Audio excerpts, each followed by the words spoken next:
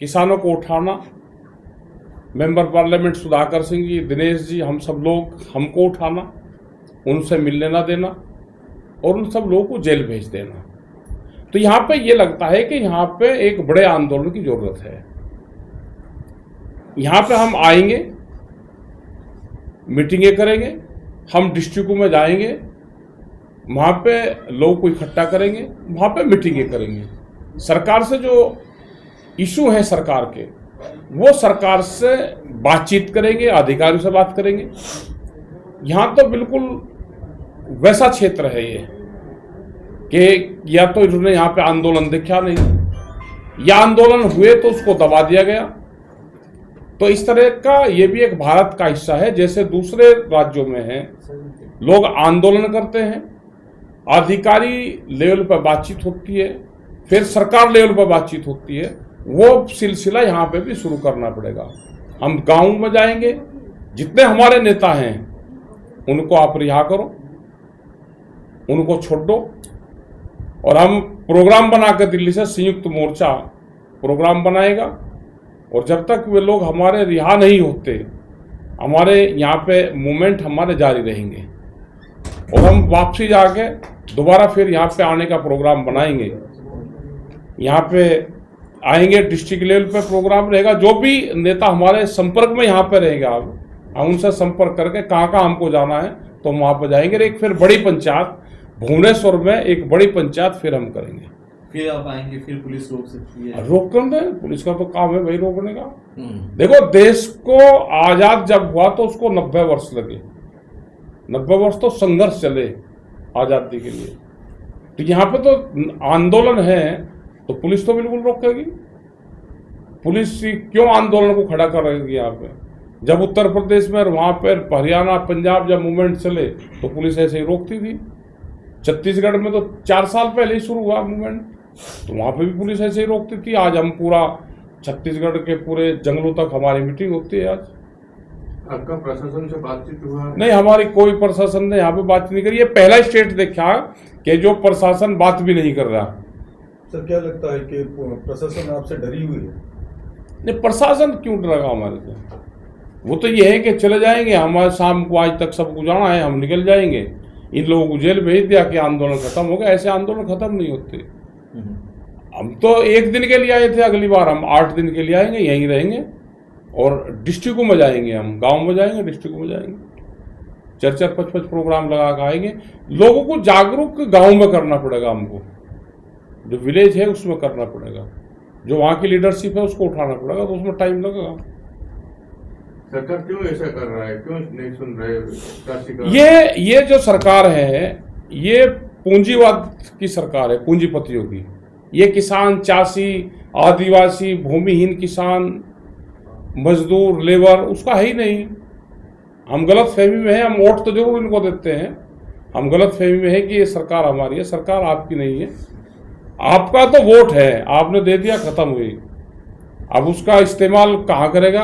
अब आपने तो अपनी जेब से नोट निकाल कर दे दिया। अब ये थोड़ा कि वो नोट शराब की दुकान पर जाएगा या राशन की जाएगा या डॉक्टर के जाएगा, तो उसकी मर्जी जिस पर चला गया। आपने इनको वोट दे दिया, ये अपनी मर्जी से काम करेंगे।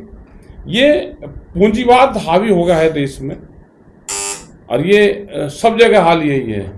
जहाँ पे आंदोलन मजबूत है वहाँ पे कोई समस्या नहीं है, आंदोलन जारी है, और जहाँ पे कमजोर स्टेट है वहाँ पे आंदोलन करना पड़ेगा। आगे क्या बड़े रूप में आंदोलन होगा? बिल्कुल आंदोलन बड़े रूप में होगा। हम जाएंगे, संयुक्त मोर्चा में बातचीत करेंगे और यहाँ की मीटिंगें रखेंगे। यहाँ पे हमको मीटिंग रखनी पड़ेगी। अभी तो हमको ज़्यादा भौगोलिक स्थिति भी यहाँ की जानकारी नहीं है। हम तो आए, पहली बार आए, 2 बार पहले यहाँ पे आए। अब लोगों से बातचीत करेंगे, जो नेता है हमारे, बहन है हमारी, इनसे बात करेंगे। ये और लोग हैं, कुछ लोग जेल में रहेंगे, कुछ लोग बाहर रहेंगे, उन्हीं से ही हम काम चलाएंगे। सरकार कुछ कहना चाहेंगे मीडिया के माध्यम से? सरकार ये है कि हमारे लोगों को छोड़ दो, उनको सब लोगों को छोड़ दो उनको, यही है। कल उन्होंने देखा होगा ना, उत्तर प्रदेश, पंजाब, हरियाणा, उसमें क्या क्या हाल हुआ, सब देखा उन्होंने। भाई गिरफ्तारी हुई तो सब लोग पुलिस स्टेशन पर जाकर बैठ गए।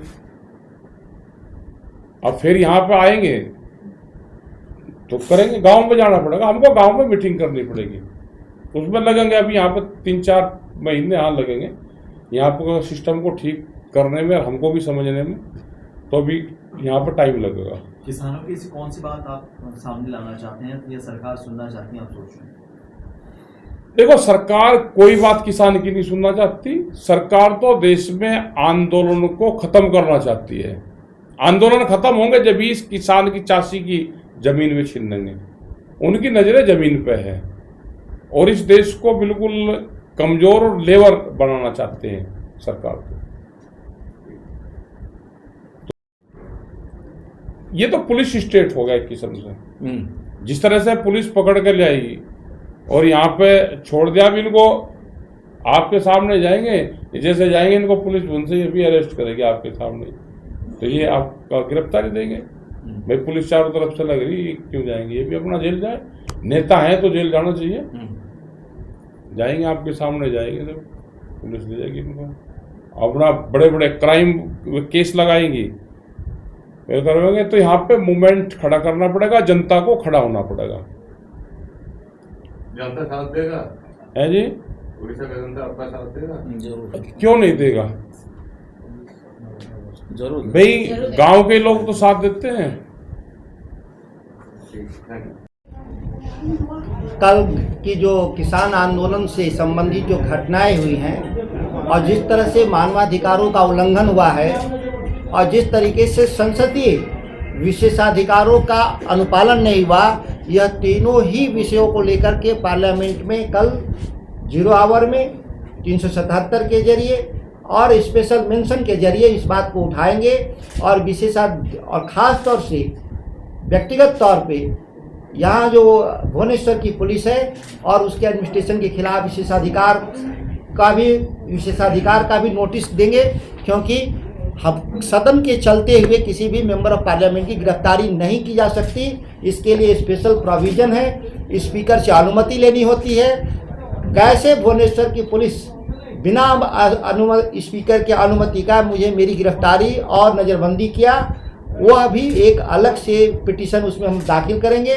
और जो किसानों का जो सवाल है, इस पर आप देखेंगे कि उड़ीसा के किसानों की लड़ाई पार्लियामेंट के जरिए भी हम लोग लड़ेंगे। सर क्या कहेंगे, जो सरकार है वो बोल रहा है किसान का स्वार्थ के लिए काम कर रहा है, लेकिन किसान को नेता के साथ मिलने के लिए, बातचीत करने के लिए उनके पास टाइम क्यों नहीं है? जो सरकार दिल्ली में बैठी है उसने 13 महीना लगाया किसान से बात करने में, टिकैत साहब के नेतृत्व में। ये भुवनेश्वर की सरकार को भी वही घमंड है कि हम किसानों से अपनी मर्जी से बात करेंगे या नहीं करेंगे, या हम लोग इस बात को स्वीकार नहीं करते।